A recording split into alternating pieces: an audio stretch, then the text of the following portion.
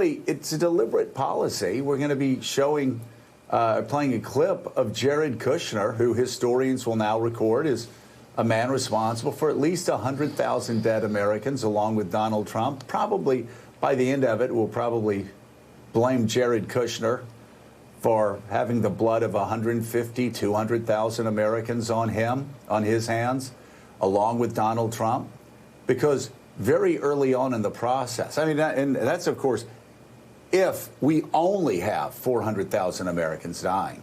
At the very beginning part of the process, where the doctors and the scientists were begging Donald Trump to do something to prevent this spread, what happened? They knew the truth.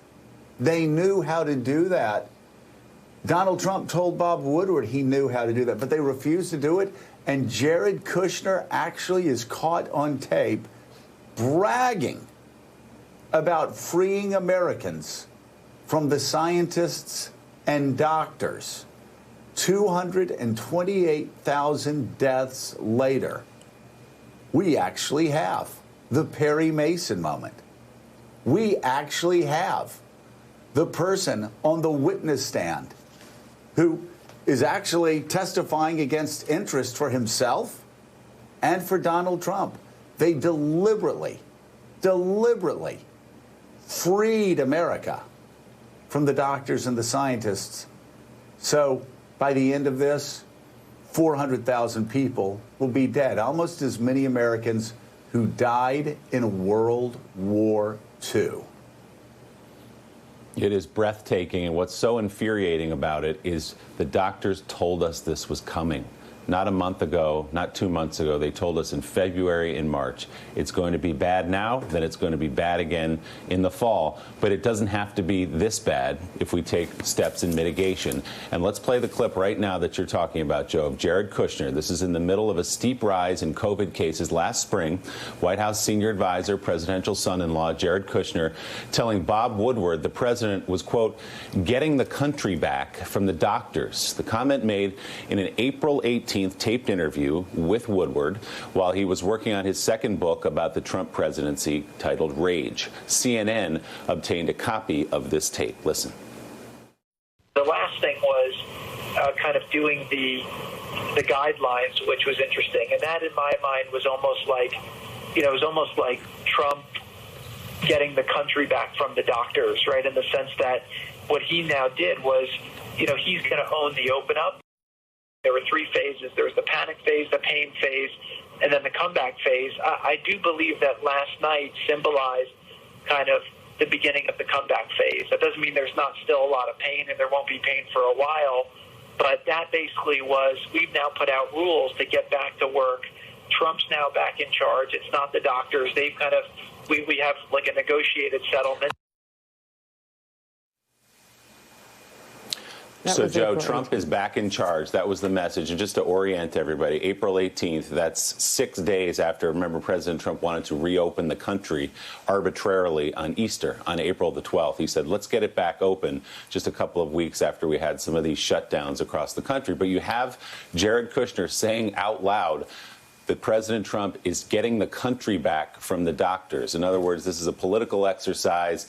We came, we saw, we conquered. Let's stop listening to the doctors now. Donald Trump is in charge. Yeah, he was in charge, and look where we are right now as we sit at the end of October. Yeah, and again, Trump getting the country back from the doctors, who, of course, doctors were just trying to save American lives. The doctors were just trying to save the lives of a lot of senior citizens in Florida and a lot of senior citizens in Texas and Arizona. A lot of senior citizens in Wisconsin and Pennsylvania and Michigan. Look at the pain right now that Wisconsin is going through. Look at the pain that so many people are going through. We're getting up to 1,000 deaths again per day.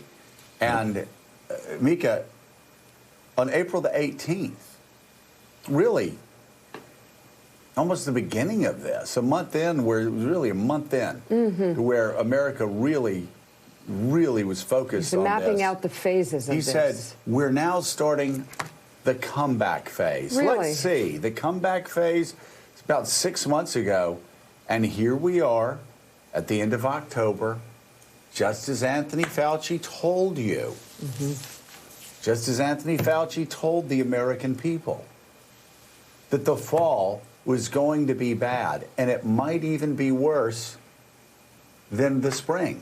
Yeah. And here we are. And Jared Kushner said the comeback phase started in April. Wrong again.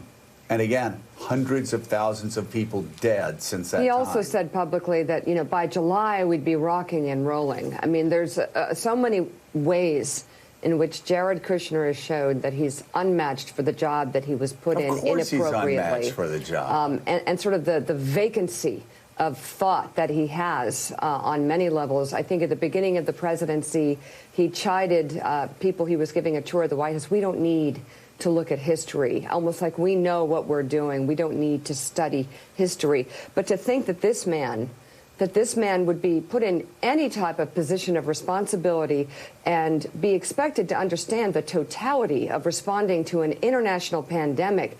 And let's not stop at Jared Kushner. Mike Pence, he's head of the coronavirus task force. What has he done except make it worse? He has all these people who tells him all these things that need to be done, and none of them get done. Yeah. So he's sort of like, what is he, screening the good information to make sure it doesn't get to the president? Americans just keep dying. Let's bring in right now White House reporter for the Associated Press, Jonathan Lemire, NBC News Capitol Hill correspondent, and host of Way Too Early, Casey Hunt, political reporter for the Washington Post and MSNBC political analyst, Bob Costa. He's a moderator of Washington Week on PBS. And Bob, you were there really at the beginning when Woodward first went in and talked to Trump during right after his election.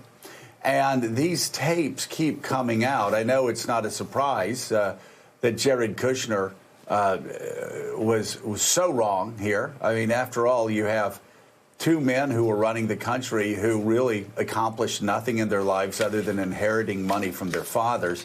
And Jared was put in charge of a task force for the greatest national security threat, as Donald Trump's own national security advisor said, the greatest national security threat America would ever face.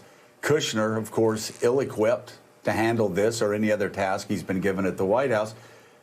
And he brags back in April about wrestling the deadliest pandemic away from doctors and getting it back in the hands of a politician who was a reality TV host.